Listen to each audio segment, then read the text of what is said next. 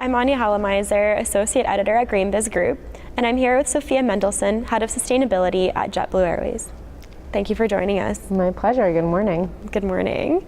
So JetBlue famously is an early adopter of renewable jet fuels, but what not a lot of people know is that JetBlue is also an early adopter for climate disclosure. Can you talk about that a little bit? Absolutely.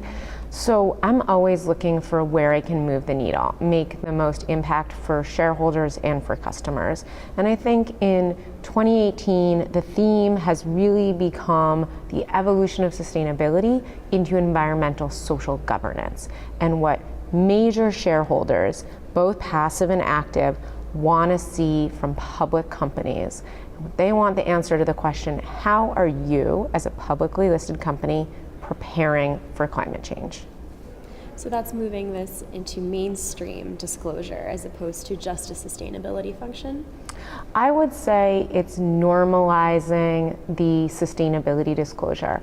And instead of having it over here in this separate precious little box about reputational risk and good things we're doing, it's saying, hey, climate change poses risks. Climate risk is a factor a reasonable investor would like to think about if they want to hold your stock for the long run.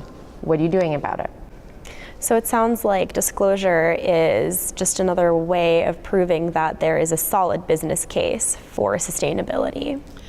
I would say that the business case is proving itself, because the ultimate business case is the value of the stock.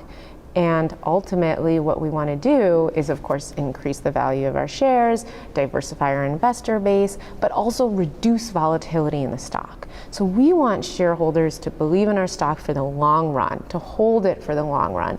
And that means telling them a story and proving that story of how we as a business are prepared for the long run. And there are now some very innovative and new tools to continue this on this path. For example, I'm reading about companies that are divesting their pension funds from fossil fuels or investing them towards ESG funds. Exactly. My goal is to make sure that an investor, either as an individual or as a bank, never looks at JetBlue and thinks about divestment. That when they look at JetBlue, they think this is a nimble company with a long-term strategy to address climate risk.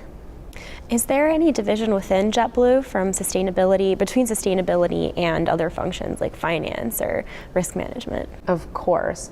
One of the most valuable things requests from investors on climate risk has brought forward is the strengthening of the relationship between the sustainability function and the investor relation function.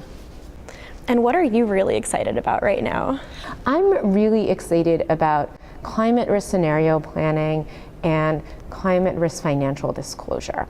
This is a long-term play for all companies with a supply chain, and we at JetBlue are really beginning to look at the path of climate risk to come. What does it mean to live in a warming world? What does that mean for major coastal populations? What does that mean for oil prices?